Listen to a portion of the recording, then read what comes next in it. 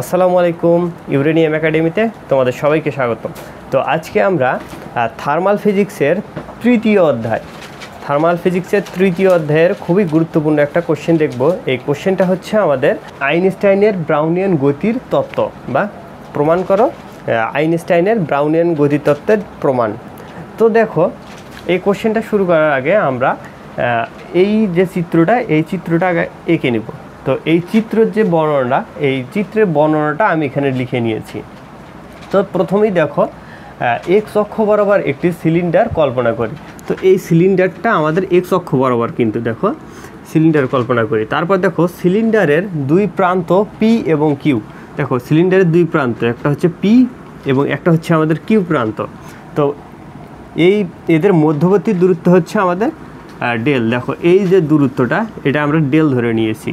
তো এবার দেখো পি এবং কিউ প্রান্তের অণুর গাঢ়ত্ব N1 এবং N2। তো এই যে পি প্রান্তের অণুর গাঢ়ত্ব হচ্ছে আমাদের N1 এবং কিউ প্রান্তের অণুর গাঢ়ত্ব হচ্ছে আমাদের N2।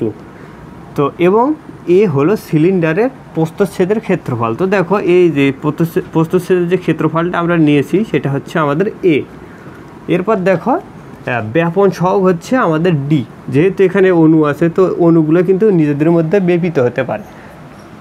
তো এই ব্যাপনের যে সহগ সেটা হচ্ছে আমাদের ডি। তো এখন দেখো, এখন কোনো সময় পি প্রান্ত হতে ডান দিকে অতিক্রান্ত অণুর সংখ্যা দেখো হাফ N1 A ডেল। আমরা নিয়েছি যে পি প্রান্ত থেকে অণুগুলো যদি কোনো এক সময় যদি এই দিক ডান দিকে যদি চলে যেতে থাকে, তখন এই যে সংখ্যক অণু আসলে এখান থেকে এই প্রস্থচ্ছেদের ক্ষেত্রফলের মধ্য দিয়ে গমন করে, সেই অণুর সংখ্যা হচ্ছে আমাদের হাফ N1 A ডেল। আবার একইভাবে যখন কিউ প্রান্ত থেকে এই দিকে বাম দিকে যখন আমাদের অণুগুলো চলে আসতে থাকবে, তখন দেখো প্রান্ত থেকে বাম দিকে হবে, এটা হবে বাম দিকে অতিক্রান্ত অণুর সংখ্যা একই রকম হাফ N2 A ডেল। তো এই গেল অণুর সংখ্যা। তো এখন দেখো, এখন এই যে মধ্যভাগ, তো দেখো মধ্য দিয়ে অতিক্রান্ত মোট অণুর সংখ্যা কত হবে। দেখো এটা হচ্ছে ডান দিক থেকে এবং এটা হচ্ছে বাম দিক থেকে। তো যখন আমরা মধ্যভাগে চিন্তা করব, তখন দেখো এটার থেকে এটা বিয়োগ করে দেবো। তাহলে half N1 minus N2 A del, এটা কিন্তু আমরা পেয়ে যাব। তো এখন দেখো, গাঢ়ত্ব নতিমাত্রা del N by del X হলে ব্যাপন সহগের সংজ্ঞা হতে লেখা যায় এইটা। তো আমরা এটা পর্যন্ত লিখব। তো এই পর্যন্ত লেখার পর আমরা এখান থেকে কিন্তু ক্যালকুলেশন করব। তো এখন দেখো, আমরা যদি ক্যালকুলেশন এখান থেকে শুরু করি, তো এখন এই যে N1 মাইনাস N2 এটার একটা মান আছে। এইটার মান হচ্ছে আমাদের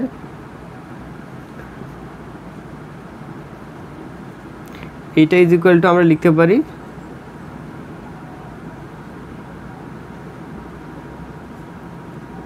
তো এই মানটা আমরা এখানে বসিয়ে দিব। তো দেখো minus half del DN by DX A del, এটা যেরকম আসলে সেই রকমই থাকলো। এবং এই পাশে দেখো আমরা minus DN by DX tau এ, এটা কিন্তু লিখতে পারি। তো এটা আমরা এখান থেকে মুছে দেই। তো এরপর দেখো, আমরা কিন্তু এখান থেকে যেসবগুলো এই পাশে এবং এই পাশে কমন, সেগুলো কিন্তু আমরা কেটে দিতে পারি। তো এই অংশটা কিন্তু কাটা চলে যায় এবং এই মাইনাস আমরা কেটে দেবো।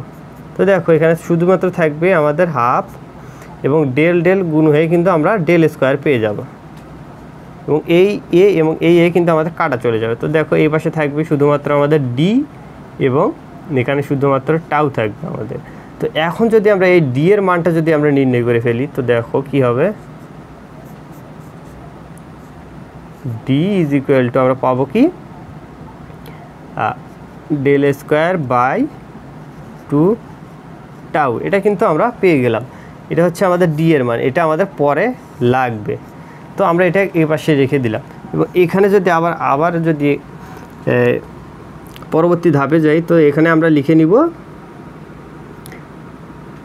এখন অভিস্রবণ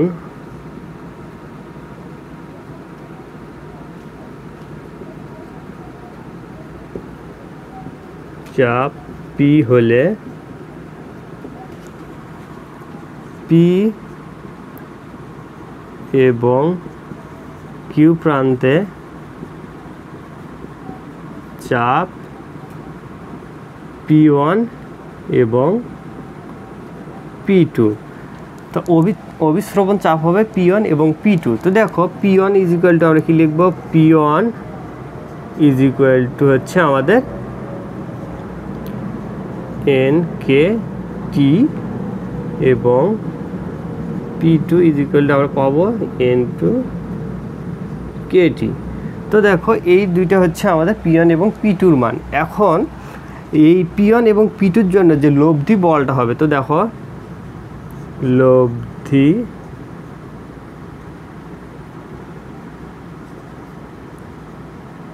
লব্ধি বল, তো লব্ধি বল কি হবে দেখো, আমরা এখানে শুধুমাত্র আছে আমাদের চাপ, তো বলের জন্য কিন্তু বল যখন আমরা নির্ণয় করব তখন কিন্তু চাপের সাথে কিন্তু ক্ষেত্রফল দিয়ে গুণ করে দিতে হবে। তো দেখো লব্ধি যখন আমরা নির্ণয় করব তখন দেখো P1 মাইনাস P2 করে দিব এবং এর সাথে আমরা কি করব, ক্ষেত্রফল দিয়ে গুণ করে দেব।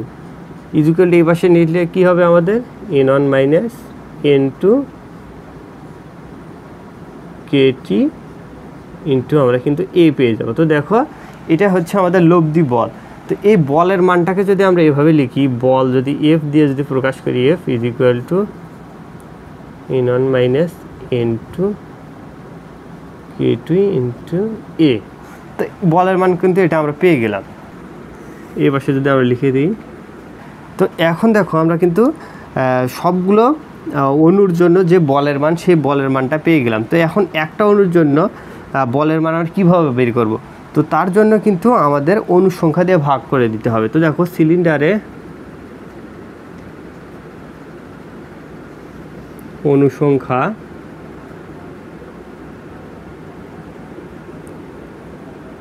সংখ্যা কি হবে, N, সিলিন্ডারের অণু সংখ্যা আমাদের কত হবে,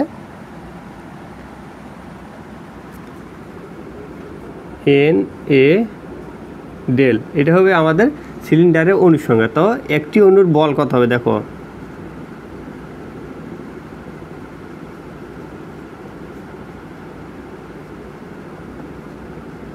উপর বল, একটি অণুর উপরে বল হবে, আমরা এই বলের মানটাকে এই অণুর সংখ্যা দিয়ে ভাগ করে দেব। তো দেখো N1 minus N2KT A divide by NA del.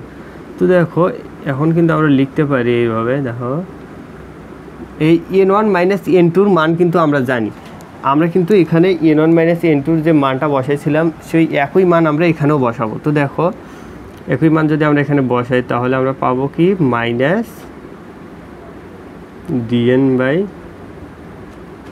dx, এবং এখানে যে ডেলের মানটা ছিল উপরের ডেল এবং নিচের ডেল এই দুটো কাটাকাটি চলে যাবে আমাদের। তো দেখো শুধুমাত্র এখানে আমরা কি পাবো, এই A এবং এই এও কিন্তু আমাদের চলে যাবে। তো আমরা KT ডিভাইডেড বাই N পাবো। তো এইটাই হচ্ছে আমাদের একটি অণুর উপর বলের মান। তো এরপর আমরা কিন্তু জানি স্টোকসের সূত্র থেকে কিন্তু আমরা বলের মান একটা জানি। তো আবার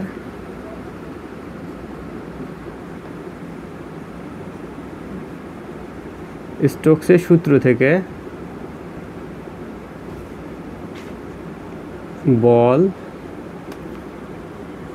F is equal two 6 pi NaV।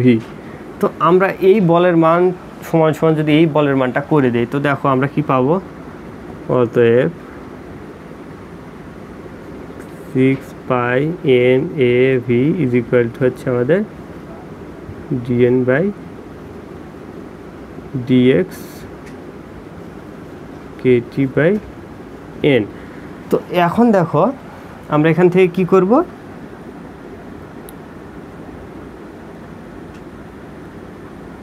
এখানে 6 পাই A এইটাকে আমরা এই পাশে ভাগ আকারে পাঠিয়ে দেব। তো দেখো NV ইজ ইকুয়াল টু আমরা এই পাশে কী দিব, মাইনাস dN বাই dx এবং এই অংশটাকে যদি এই পাশে লিখে ফেলি কেটি ডিভাইডেড বাই 6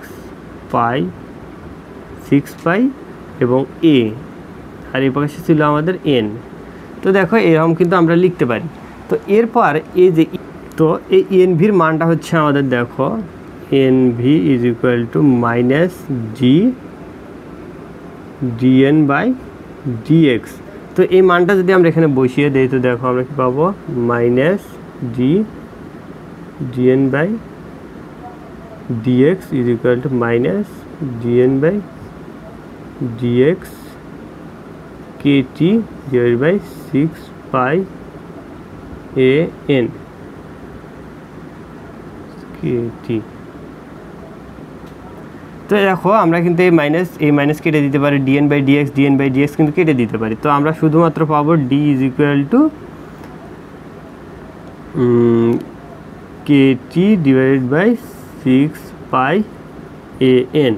তো এখন আমরা এই যে ডি এর মানটা আছে এই ডি এর মানটা এখানে বসিয়ে নেব। দেখো ডি এর মান কিন্তু আমরা এখানে পেয়েছিলাম, ডি এর মানটা যদি আমরা বসাই তো ডেল স্কোয়ার বাই 2 টাউ, এবং এই যে কেটা আছে কে এর একটা মান আছে আমাদের, কে ইজ ইকুয়াল টু হচ্ছে আমাদের আর বাই এন। তো কে এর এই মানটাও যদি আমরা এখানে বসিয়ে দেই তো দেখো